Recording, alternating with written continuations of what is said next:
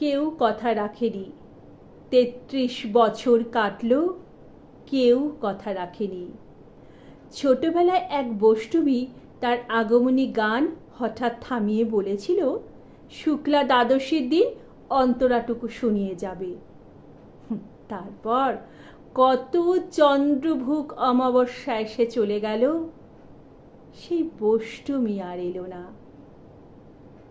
২৫ বছর প্রতীক্ষায় আছি।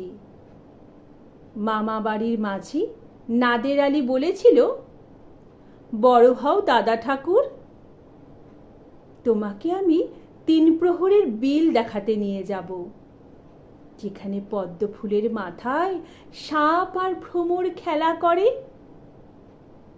নাদের আলী, আমি আর কত বড় হব?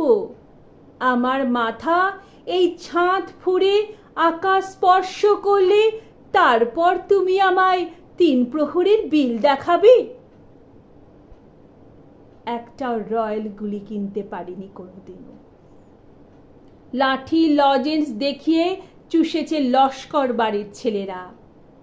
ভিখারির মতন চৌধুরীদের গেটে দাঁড়িয়ে দেখেছি ভিতরে রাস উৎসব।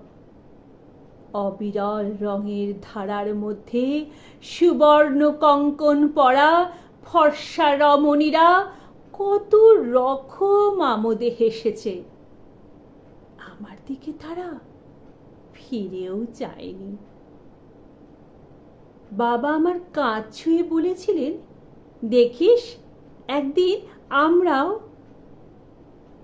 বাবা এখন অন্ধ, আমাদের দেখা হয়নি কিছুই।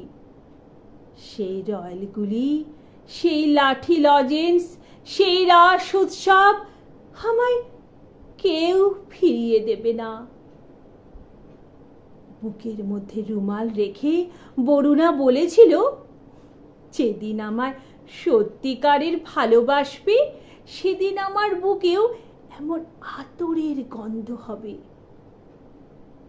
ভালোবাসার জন্য আমি হাতের মুঠোয় প্রাণ নিয়েছি, দুরন্ত ষাঁড়ের চোখে বেঁধেছি লাল কাপড়, বিশ্ব সংসার তন্ন তন্ন করে খুঁজে এনেছি ১০৮টা নীলপদ্ম।